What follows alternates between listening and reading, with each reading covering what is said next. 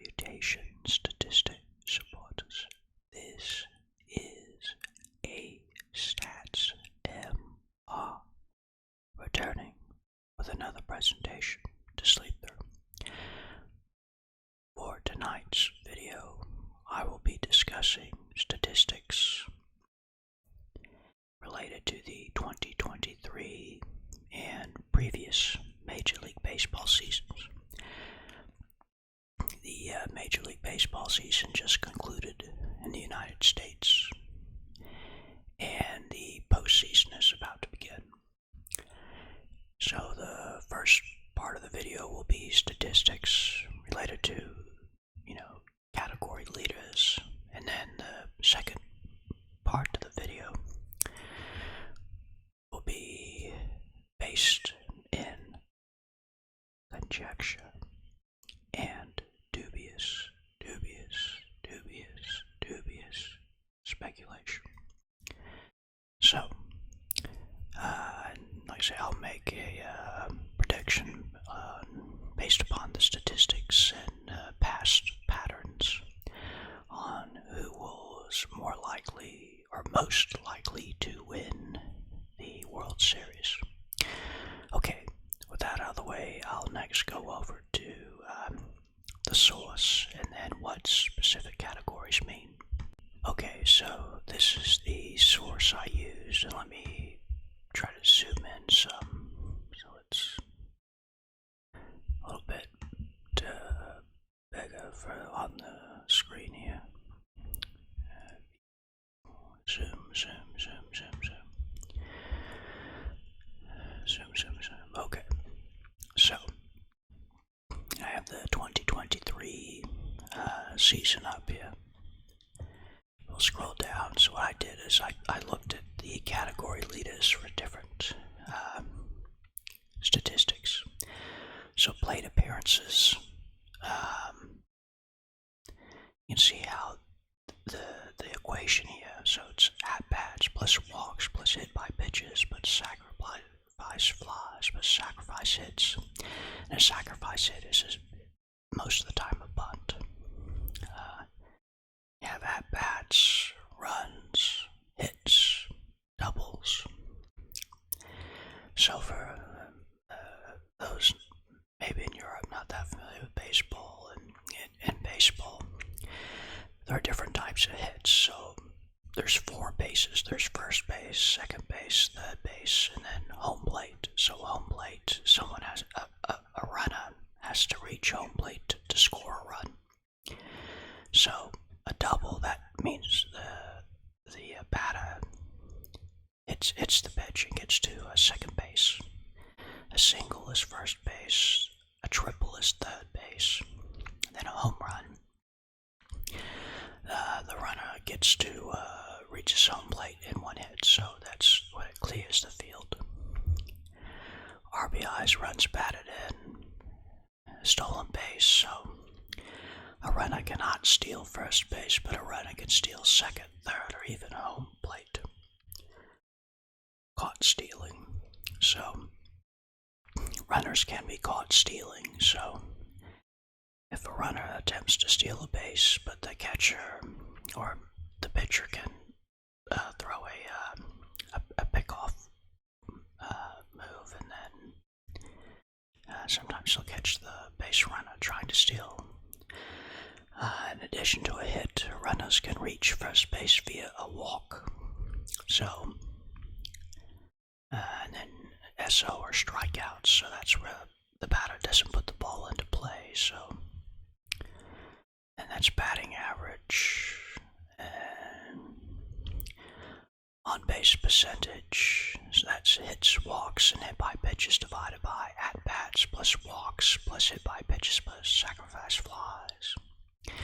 And slugging is first, 2 times the doubles, 3 times the triples, 4 times the home runs divided by the at-bats. So that gives more weight to extra bases. Total bases, so it's kind of the same equation. Singles, 2 times the doubles, 3 times the triples, 4 times the home runs. And grounded into double plays, so batters, in addition to getting an out, they can also, on occasion, hit 2 outs. So not only are they out, but the runner before them will get out. Hit by pitch, so the pitcher can throw a ball and hit the batter. Which, if that happens, the batter goes to first base. Intentional walks. So in baseball, if a pitcher doesn't want to face a batter, a lot of times the pitching team will try to line it to where a right-handed pitcher faces a right-handed batter, or a left-handed pitcher faces a left-handed batter. But if it happens where a left-handed pitcher is going up against a right-handed batter, or vice versa, then they might do an intentional walk to avoid the batter. And left on base, those are the base runners that don't cross home plate. Okay. And then we get into pitching. So ERA, that's 9 times the earned runs divided by innings pitched. You can have a shutout. So an individual pitcher shutout, he has to pitch the whole game. Now team shutout, there can be relief pitchers that contribute to that. Let's see here. Earned runs. So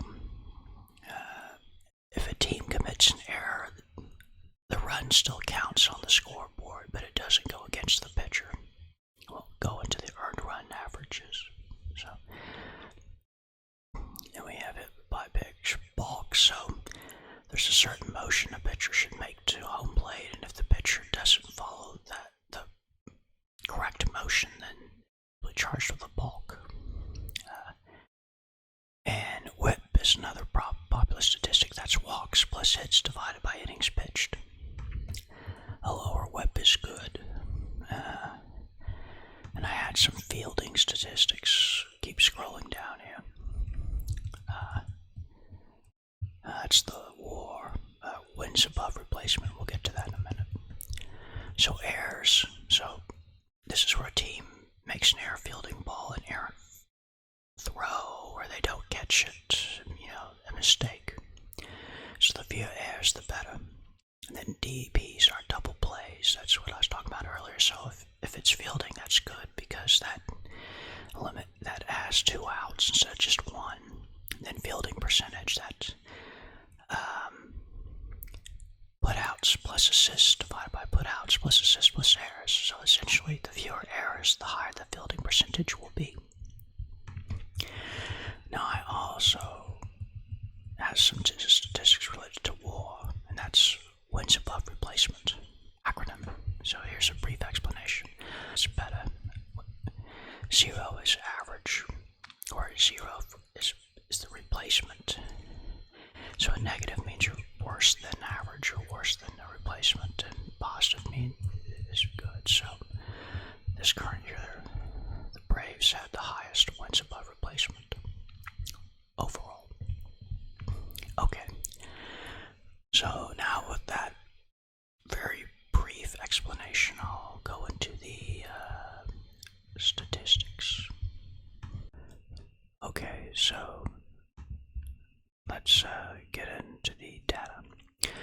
So I went back to the year 2000, and you see the column. So this is the season, the champion, World Series champion, most wins, most plate appearances, most at-bats, most runs, most hits, most doubles, most triples, most home runs, most RBIs, most stolen bases, least caught stealings, most walks, least strikeouts, highest batting average, highest OPS, highest slugging, most total bases, least grounded into double plays, most hit by pitches, most sacrificed bunts, most sacrificed flies, most intentional walks, least runners left on base.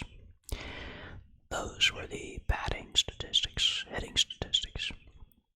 Now for the pitching statistics: least runs allowed a game, lowest earned run average, most complete games, most shutouts by team, most saves, most innings pitched. If fewest hits allowed, fewest home runs allowed, least walks, least intentional walks, most strikeouts, least hit by pitches, least balks, least wild pitches, lowest whip, fewest as committed, most double plays, highest fielding percentage.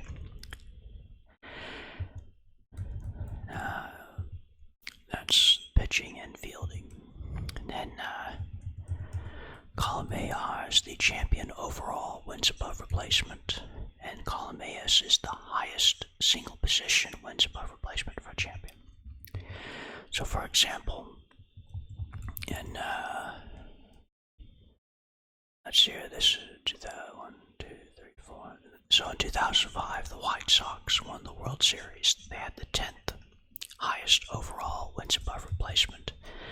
However, their relief pitching had the highest wins above replacement. Okay. Now,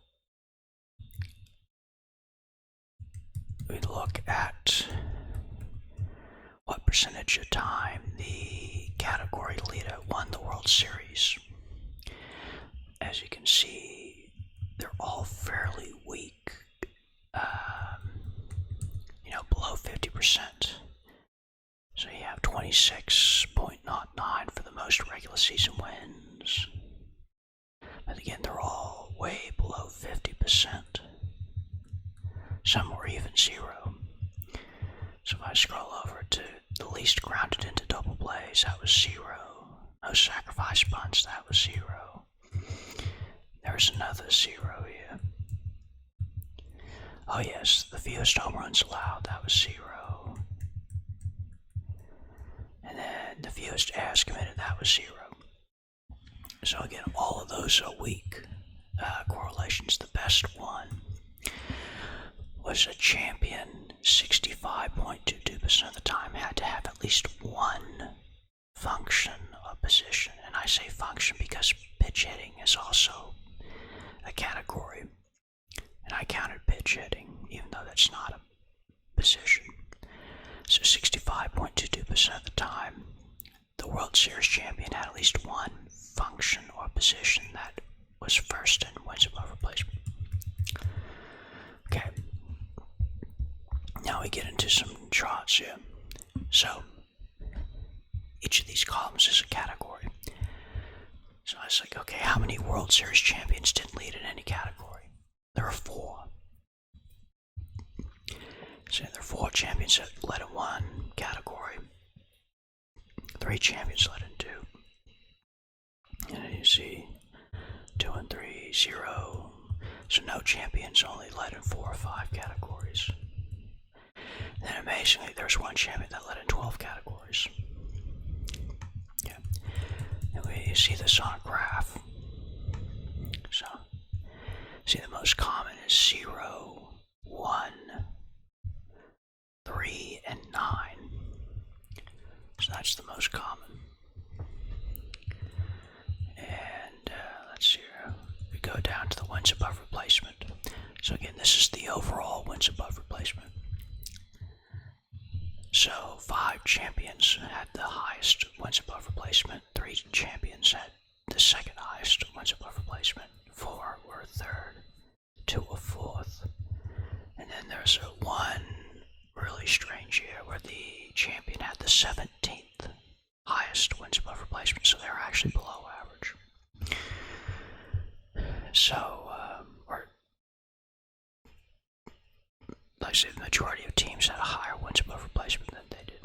So if you graph this out, so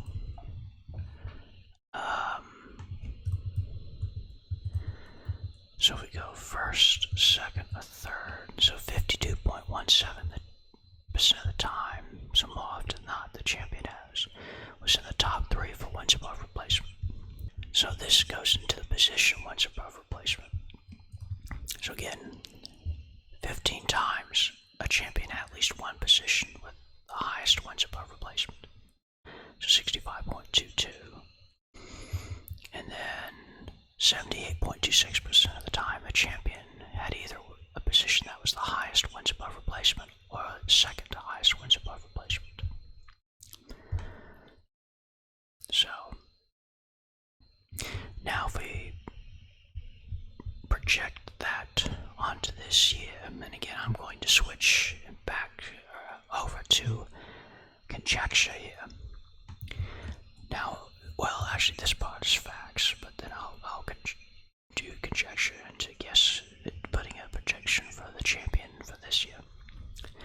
So, the Marlins, the Diamondbacks, the Braves, the Rangers, and the Rays had at least one position or function, as you see the Rays is pinching, that had the highest wins above replacement.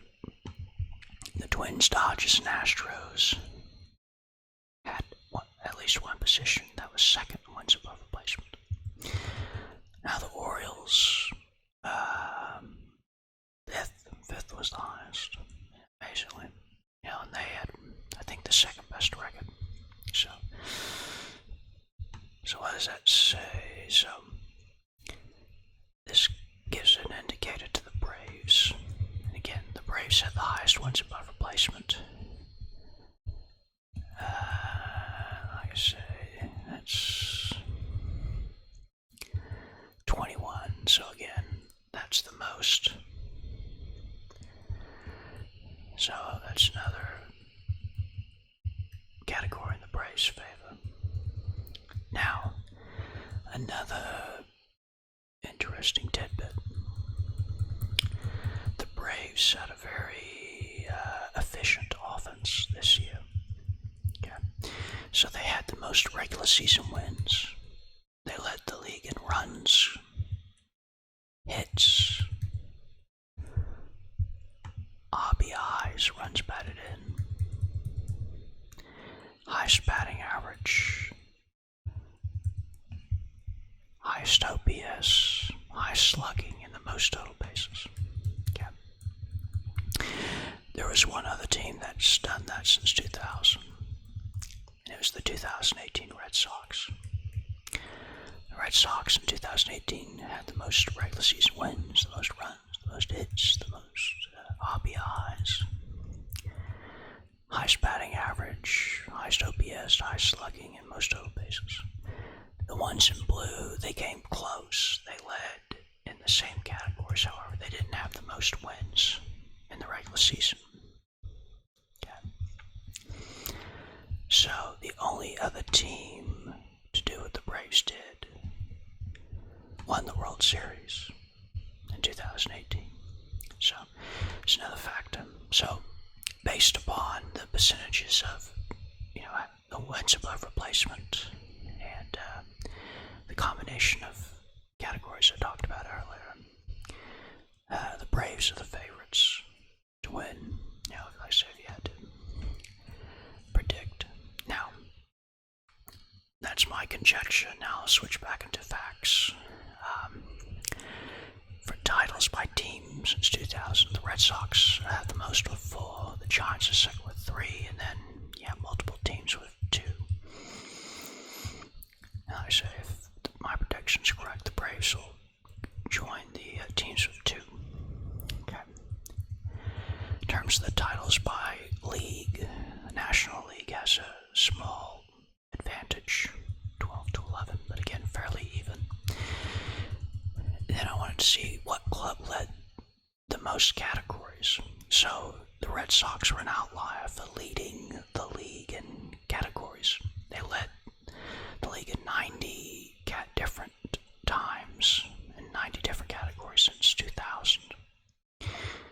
The average was 30, standard deviation 16.41. The outlier threshold was 79, well, essentially 80. You can't have a decimal for the categories. So the Red Sox were an outlier for their success in categories led, and that showed up in the champions because they've had the most championships since 2000. So there's good correlation there. Now, we wanted to see who's had the second most success. So the Dodgers at 62, Yankees at 52, and Astros at 47. Braves at 46 have been close, or not close, but the next highest. And then for the fewest categories led the Pirates. So, anyway, I someone, people either found that interesting or they're asleep from all the data. Anyway, this is A Stats MR, wishing that your efforts have a positive correlation with the results. So long and